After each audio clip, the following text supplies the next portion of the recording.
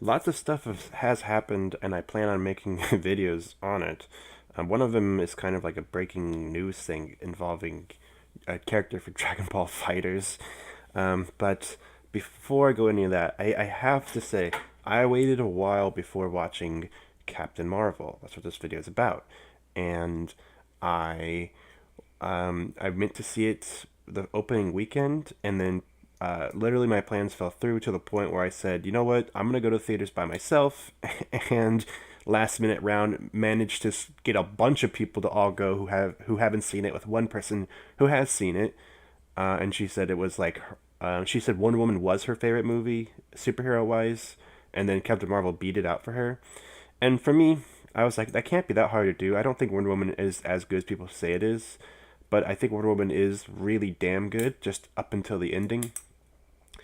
I have to. This is going to be my honest review of Captain Marvel, and I saw a lot of videos before I walked into this, including Red Letter Media's video and Cosmonaut Variety Hour's video, and a lot of people put out videos with different opinions, and a lot of people like to point out their flaws with a movie, and then at the end say, it's still good, 7 out of 10. I have to say, I walked into this movie expecting it to be better than Ant-Man. I was hoping it would be better than Captain America 1 and Iron Man 1. When you look back at them, they're kind of weird and, silly. And I was thinking, but it was probably going to be about as good as Iron Man 1. That's really what I thought. I was like, it's probably going to be about as good as Iron Man and Captain America 1. And you know what? It was, oof. Before I say, you know what, let's just go into it. Let's just go into it. Um, the story with the Kree versus the Skrull was something that I thought about the Marvel would maybe do for a while, because the Kree are a big part of the Guardians of the Galaxy. Ronan the Accuser, for example, is a Kree, and so are some of the other characters, like Yondu is a Kree. So the Kree is a species out there, and they're the Kree and the Skrull are important in the Marvel universe. So the idea that the Skrull were going to be the bad guys and they were going to invade Earth and stuff like that, that seemed really interesting to me. And Captain Marvel's thrown right in the middle of this. The way they tell the story is very interesting. They don't just do a point by point, play by play of the narrative. Like, it doesn't go in the right order. It actually starts off with where Captain Marvel has her powers. She's currently training to in part of like using them, and she is part of this like elite space force team, and she's the only one on her team who can just kind of fight with her fists and use powers, while the rest all have guns and swords. She doesn't really use any of that stuff. She just has her powers. She can just shoot laser beams, and so she doesn't need any weapons. So she knows she's kind of special, and she's being trained with a lot of one-on-one time from the leader of the team for a reason.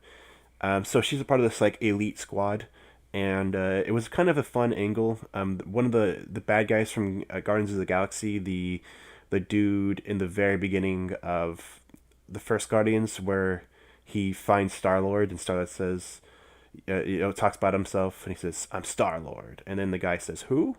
It's that guy. He's a part of this elite team too. Um, for the most part, the dialogue is really funny, and the characters are really, really well designed. I really like the art direction in this movie a ton. And what's great about this movie is that it feels like one of the Marvel formulaic movies, with most of the origin stories, and they mix that in with the Guardians of the Galaxy and galactic stuff very well. And for me, I love the science fiction elements of the Marvel movies. I think that's what makes Guardians so good. Partly that, and partly the story and the characters. But when you have like a whole world and universe that you're building upon, and the Marvel already does that with Planet Earth anyway. So it's like there's a sci-fi universe out there, and then when they go to the Marvel world, this is like a sci-fi world too. And so this movie is based in the 90s, and because of it, we're learning more about the history and the past of other Marvel events. And yes, Samuel L. Jackson is a supporting character in this movie. He plays Nick Fury, but it's a young Nick Fury. In the trailers, will show you he has both of his eyes. He has hair, and he's a big important role in this movie. He is like the sidekick, secondary character for Captain Marvel, and I'm very happy that Sam Jackson has decided to put in this much effort and work in one of these Marvel movies, because and it's not that he never did, it's just that they write him in as a more minor role. Nick Fury is never really that big of a role. So this movie, it kind of does what it kind of like Black Widow over the years has been getting more and more screen time and getting more and more backstory and more about her is being fleshed out and making her a much more enjoyable character. So when you see her in these other movies, you're like, yes, that's Black Widow, but she's honestly just as good as she's one of the OG Avengers. She's honestly just as good as everyone else. Like Black Widow's a beast. People like Black Widow. So when it comes to Sam Jackson, he's kind of just now getting this down with Nick Fury, where we're learning a lot of backstory about him, and it's every time you see Nick Fury, it makes you happy. But like now we're getting to see like more involving Nick Fury, and it kind of makes me enjoy some of the other moments with Nick Fury in the other movies. And so this is how you do a prequel, and I think the prequel moments where they say, "Oh, this is how this happened." Normally, in games and movies, those really annoy me, and I think it's just because most prequels aren't very well written films because they have to stay within the context of the future films, and it's hard to surprise people. So with this movie, there was certain moments where it's like, okay, some of these things have to happen this way, but because it's so much more focused on Captain Marvel and barely focuses on the Marvel Earth universe before Avengers takes place, it honestly makes it so much better because the prequels, it's like I said, it's such a contained story that it's barely even a prequel, but it's a prequel because of the timeline. And that is awesome. That this is the opposite approach what DC does, where DC says this is a shared universe, this is a shared universe. And with Marvel, the only times where they say this is a shared universe is really in like the team up movies, aside from movies like Thor Ragnarok, or Captain America 3. Yeah, those movies, at those points, those characters were kind of getting, we'd seen a lot of those characters anyway because they've not only had their own solo movies, but they've been in all the crossover movies. So having more characters in those crossover movies while we wait for Avengers 3, it honestly made Avengers 3 feel more like Avengers 4 because Civil War was almost an Avengers movie. A lot of people compared it to an Avengers movie because there's so many characters in it.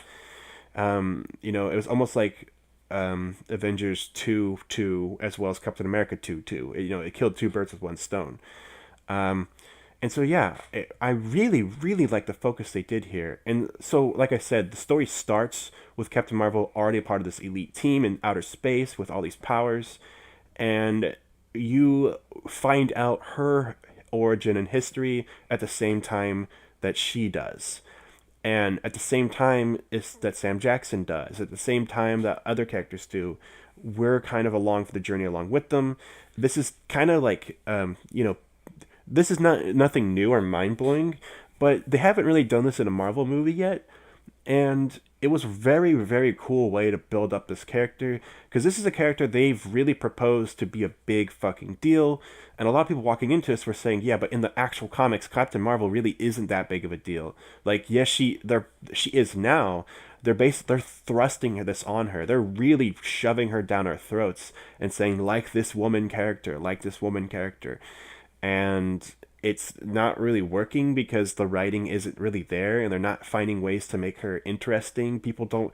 I liked her as Miss Marvel, but I liked her because of her powers and because of how she is a part of Shield and how she's so wrapped up with Nick Fury and Iron Man and stuff like that. That's kind of what made me like her. But that I basically liked her as a sidekick. I basically saw her as Iron Man's sidekick and Iron Man's lackey. When I was reading like the first Civil War series, I liked that about her, and this is a very different Captain Marvel that I don't know. That was back when she was Miss Marvel. Now she's Captain Marvel, and going into her origin stuff, I think they made a really good, fun character that I really endorse, and I'm happy to see her. I'm happy that she's going to be in the next Avengers. There's this thing with her. People have criticized her quips and her funny one-liners, and they said, "Oh, this is a Marvel movie. Here's the quips and funny one-liners." I've seen every Marvel movie. Sometimes it bugs me, and sometimes it doesn't. It bugs me when it's a character doing quips and funny one-liners when it really shouldn't be. Most of the time, that's not the case. Most of the time, like Captain America, his jokes are usually the same, where he doesn't get the joke, or he sounds old fashioned. That's the joke with him, and it pretty much always works. You know, Iron Man always has funny one liners and quips. When Hulk does it, it's kind of like out of nowhere. Thor started doing it now in Thor 3. And the thing is that it's actually perfectly fine. They kind of explain it in the movie because he's like, I'm a hero. I feel awesome because I'm a hero and I'm cool. And you can kind of tell that hanging out with the Avengers has rubbed off on him by the time we've gotten to Thor 3. So there's nothing like really wrong with the way Marvel does these funny one-liners and quips. And then with Guardians of the Galaxy, that's again, Drax only makes the kind of, he has one basic joke that he does not really understand a lot of like a lot of like I want to say Earth humor, but he doesn't understand like mainline humor. He's a very literal people species, and he really has a weird way about him, and that's most of his jokes come from him being really weird and very plain and spoken outright. That's also where some of his softest and most emotional moments come from. That too. As one of my favorite scenes in any of the Marvel movies is when Mantis touches Drax's back and she instantly starts crying. And he's just staring off in the sunset, but that's how he feels on the inside. That was one of the best things I've ever seen in a fucking superhero movie ever. The fact that they could convey that with a character without having to break him down and make him act out of character, using a cool sci-fi character like Mantis. It's also what makes me like Mantis a lot more as well. Her interactions with Drax. And again, her jokes are, they're all the same. So the Marvel humor one-liners bullshit that people complain about, they're just complaining about Iron Man. They don't like when other characters have one-liners and quips. So I've heard this complaint that it doesn't make sense for her to have these one-liners and quips because she's been trained by like the aliens. She's been trained by the Kree. She shouldn't talk like an Earthling anymore. But some of the other crew, right off the bat, other members of the Kree species and even members of the warrior elite squad she's in, make these funny jokes. I will say it got kind of weird later on with certain characters who didn't seem like they would make these kind of one-liners, and they make these one-liners. If I say who they are, it will be a straight up spoiler. So if you're listening to this and you've already seen the movie, think about a character and some sort of reveal that would be a huge spoiler that happens, towards the, not quite the last act of the movie, but towards the very end of the movie, where the tone changes. I'll say that. Yeah, and I would say for that character, I didn't expect him to start being funny and make these one-liners. However, the jokes are funny. They land. And a lot of the jokes come from the idea that he's not from Earth and doesn't understand everything they're saying, even though he talks like a Earthling, And it's these jokes that, it's not Guardians of the Galaxy, It's really not Guardians of the Galaxy, but it still feels more like Iron Man style humor. But it just works with these characters really well. And I love the alien galactic stuff they're doing with Marvel. I love that this movie is the closest it's been to bridging the sci-fi galactic universe with the Marvel Avengers superhero universe. Because it put a superhero in space. Because Guardians is about a team, but they're not like they're not like superheroes. They are heroes. They're heroes for sure, but they're not like superheroes. You know what I'm saying? Because they don't have superpowers, and they're a team that works together, and they kind of could be a thing. Like, it's like that's like if I talked about the anime Cowboy Bebop, I wouldn't describe those characters as superheroes. I would say they're like our protagonists, and they're like a team in space, and they do cool things. But I wouldn't say that's a team of superheroes. That's the way I would see like Star Trek. That's the way I would see like Mass Effect, and that's the way I see Guardians of the Galaxy. But this is like, Captain Marvel's a fucking superhero from outer space. She gets involved with outer space politics. You could easily identify the war that happens in space and relate it to wars that happen in real life, and you could easily compare themes to real life themes. That's no joke. That's no question. It's just pure obvious. And I the message and morals are one that I agree with already politically. I don't know if everyone will, but it's not the kind of hot button topic that would really piss people off. It's kind of like, because it's not directly talking about any one particular political power. It's just kind of talking about war in general. So I think it's something that some people could easily agree on, and I think a lot of people will be fine with this.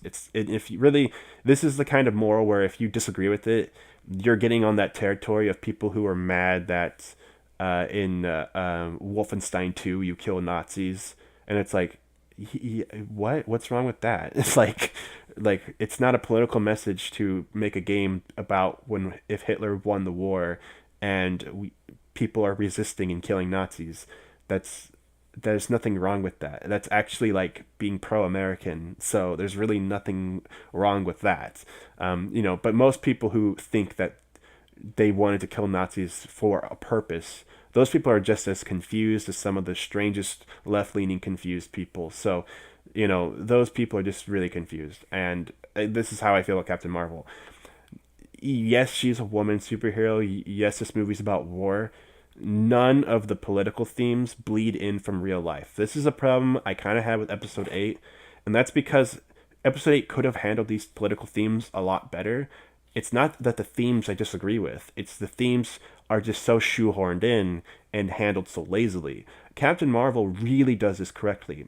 You see, the thing about Captain Marvel is there are plenty of moments where men are actually talking down to her and being sexist towards her, and they're handled in a very realistic way where you have to think this is what women probably do have to deal with. This is what women have to deal with their whole lives, especially because this movie takes place in the 90s. So when she's a kid, this is pre-90s. This is, even before what we have today.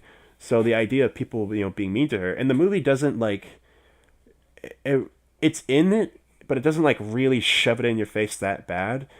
Most people don't care that she's a woman at all, and they're just like, she's an awesome weapon, and we like her because of that. Or Sam Jackson likes her because she's an alien, and he wants to know more about her. Of course, yeah. Anyway, so it all checks out. Nothing is really out of the ordinary, but there are times where you see in her childhood where people are talking down to her, and the thing is, she actually struggles. What a problem with some of these new comics now is that they'll make characters who are like Ironheart, who she's a 14-year-old girl who's considered to be the smartest character in the fucking Marvel universe now, and I don't know if that's actually true, but they sure act like it's like that. And she has really no problems. She has no issues. She just kind of overcomes all of her obstacles. It's really not great writing. It's really boring to read, and it just makes me. I just don't care about the character because Iron Man already exists. He's already way more compelling. I know people say no one will read if they make a character that's completely brand new, but honestly, you have to at least try, because this is just making other versions of already famous heroes. Is a stupid idea. No one's gonna fall for it. No one's gonna be like, I wanted to read about Tony Stark, but I will read about this girl instead. That's not gonna work. But what this movie does so well is it shows her actually struggling to the point where she might want to give up. It's very subtle the way they do this too. It's like, well, you see her struggling for sure, and you see men over her talking down to her, saying you're failing and you shouldn't even try. You shouldn't do this. You don't belong here. You're not worth it. You're not fitting in. And it basically demonstrates that, yes, she has to work really hard to get where she is, but that doesn't stop her, and that shouldn't stop her, and that is the message of female empowerment that we could take from this. When people talk about Wonder Woman was about female empowerment, but it was more so Wonder Woman. Main themes and all the comics and everything is about how she could maybe help man's world, stopping some of the corruption, stopping some of the greed, and finding a place where we could all coexist. So I would say Wonder Woman is about coexistence and love and respect. It's about we should respect each other.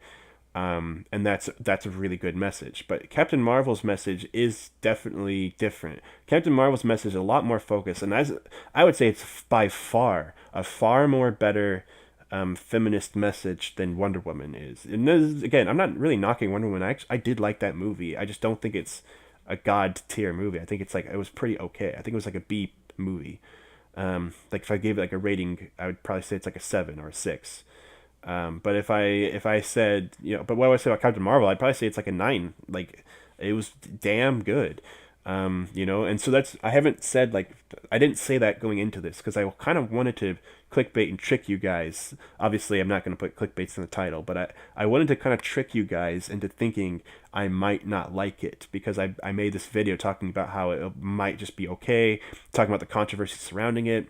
But, that's the thing. When you make a good movie, I haven't brought up the controversy surrounding it at all, and I think it's super stupid. But if you want to listen about that, watch Red Letter Media just destroy Brie Larson's opinions on criticisms and stuff like that. But of course, she's just an actress. Of course, she doesn't really make the most sound cases for a criticism and stupid stuff like that. But the thing is here is that Captain Marvel, the movie itself is just it really is a damn good movie, and I would say I definitely recommend it. Do you need to watch it before watching Avengers Endgame? Well, the funny thing is about Avengers 1 is I would say you don't really need to watch Avengers 1 or you don't need to watch like any of the movies to watch Avengers 1. The movie is well made enough to where if that's your starting point, that's completely fine. If you want to go back and rewatch some of the old movies, you can, but you'll probably still enjoy Avengers a whole ton and understand the self-contained story just from watching Avengers 1, and then you can go back and watch the other earlier Marvel movies. And what do I say about basically all the Avengers movies is, yeah, you don't really need to watch any particular one. Like, you can actually watch these movies pretty much in any order you want. The only ones I would say is you probably shouldn't watch, like I would say normally don't watch Thor 2 without Thor 1, but like, for the case of Captain America, if you watch Avengers 1 and then Captain America 2, you're actually kind of fine. My only thing I would say is that you should probably there is with the character Bucky, you should probably watch Captain America 1 to learn more about Bucky. But yeah, like for the most part, like Thor 3, you don't really need to watch the other Thor movies. As long as you've seen Avengers, you'll be fine. So really, for the most part, the Avengers movies are only ones you really need to see. This movie, Captain Marvel, spent more time setting up Avengers 1 than it did setting up Endgame, Avengers 4. So really, again, you don't need to watch this before you see Endgame. But let me just say, you should, just because it's a good movie and it's enjoyable.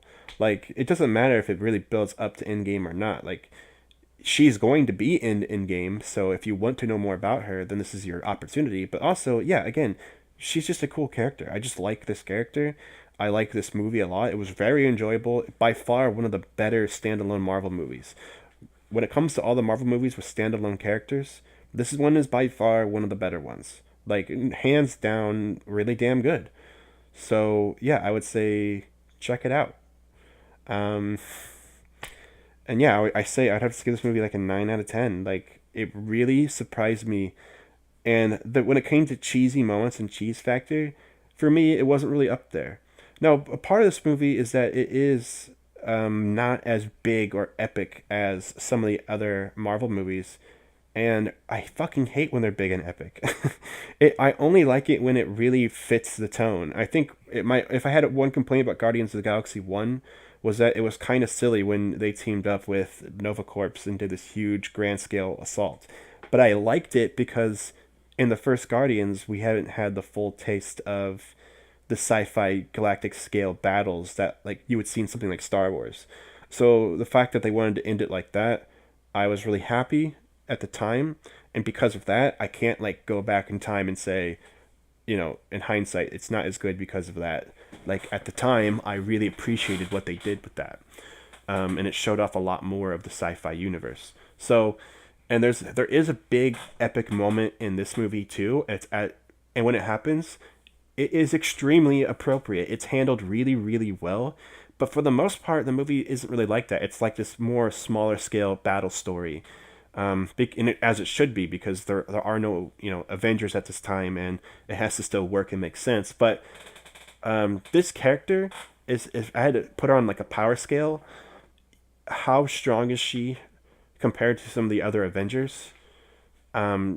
She definitely blows Iron Man out of the water, and that's important because Iron Man was probably the most capable and powerful fighter when it comes to not maybe not in all the movies, but in Avengers Infinity War, his abilities were ridiculous. Like, his nano machine technology was it was ridiculous, and he could do pretty much anything he wanted to. Like, Iron Man has literal plot armor. Like, his armor is just ridiculous and makes the plot happen.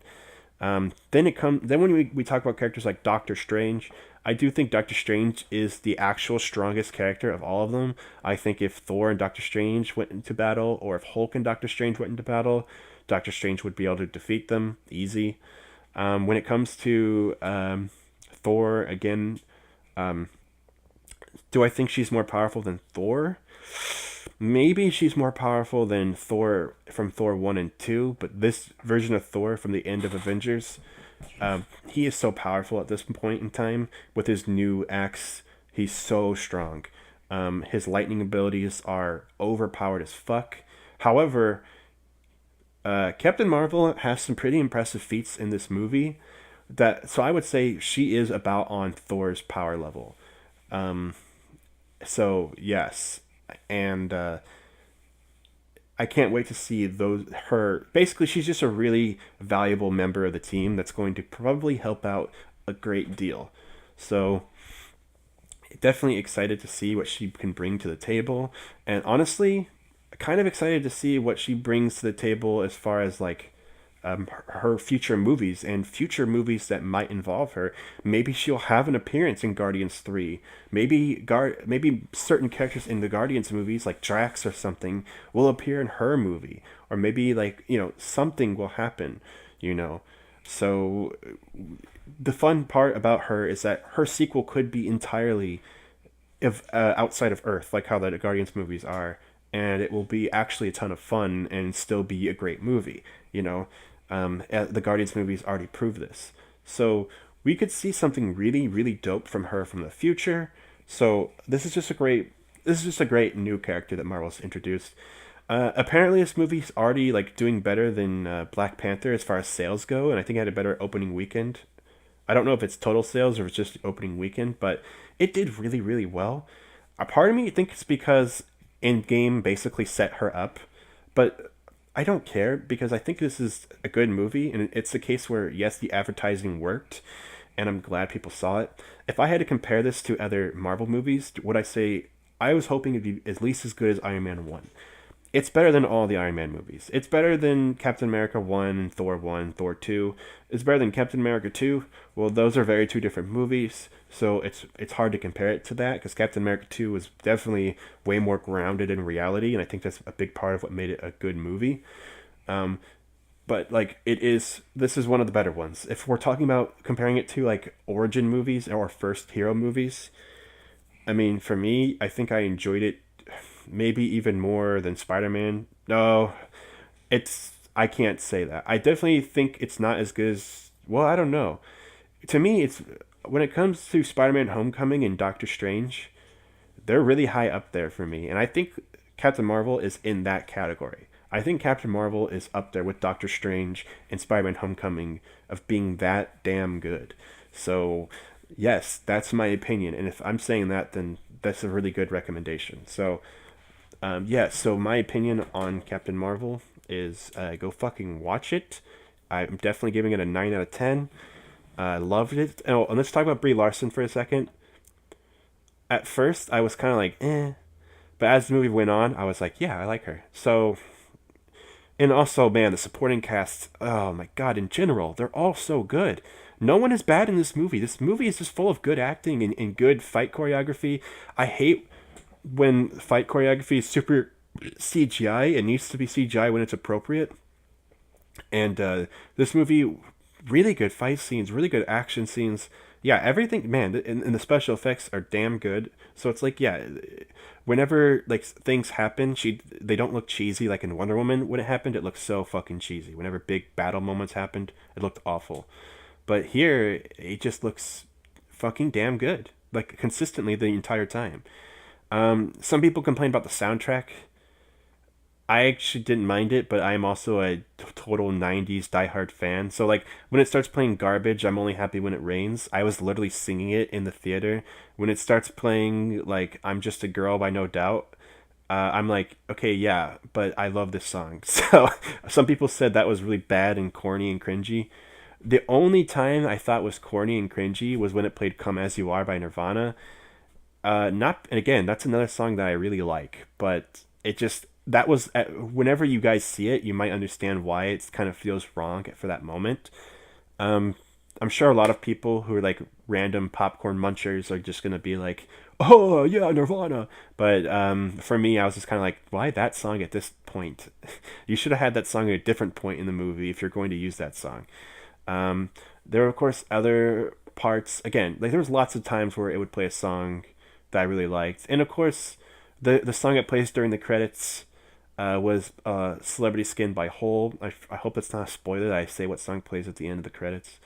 Cheap Trick plays at the end of Guardians 2, and the Ramones play at the end of Spider-Man. But in in this movie, it plays Hole. It plays Celebrity Skin by Hole, which is a really damn good song. That's I think a lot of people sleep on that song. I think a lot of people forget how good that song is. So yeah, I'm some Courtney Love action.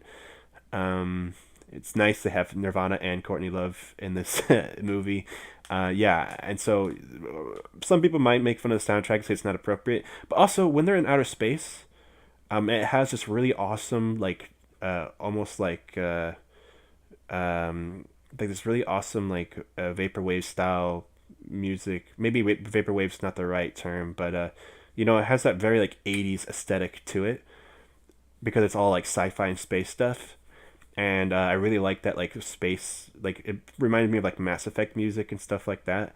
I really liked what they were doing with that soundtrack, and then the second they go to Earth, that's when you start hearing actual '90s music, and it felt appropriate. It wouldn't have been appropriate if '90s music was in outer space, and it wouldn't have been appropriate if like this space age techno, old school style, like Mass Effect sounding music was in Earth when they were like just driving around. So I felt the soundtrack was fine. Again, there's a lot of people who had complaints and nitpicks, and while I have some, the movie was so good overall that those nitpicks I can't even count a lot of them as bad points. But yeah, I just think that it was fantastic. So yeah, I honestly I feel like movies are better when you don't expect much from them and they turn out to be really damn good. That's kind of how I felt when I watched Solo. I expected it to be pretty like corny and mediocre, and I ended up really really enjoying Solo. And while there's other movies where I'm like, with Rogue One, I came into it hoping it would be at least decent, and I knew right away it was gonna be bad. So like even if I go in low expectations, if the movie's bad, it's bad. But if I go in with low expectations and the movie turns out to be pretty good, then I'm pretty happy.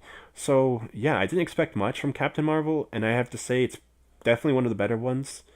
And that's not just for Marvel; that's for all superhero movies. But of course, the DC ones aren't that much competition anyway. But either way, yeah, 9 out of 10, great movie. I definitely recommend it. I'm gonna go ahead and upload this video pretty soon, and probably going to make some more after that. So I'll see you guys on the next one.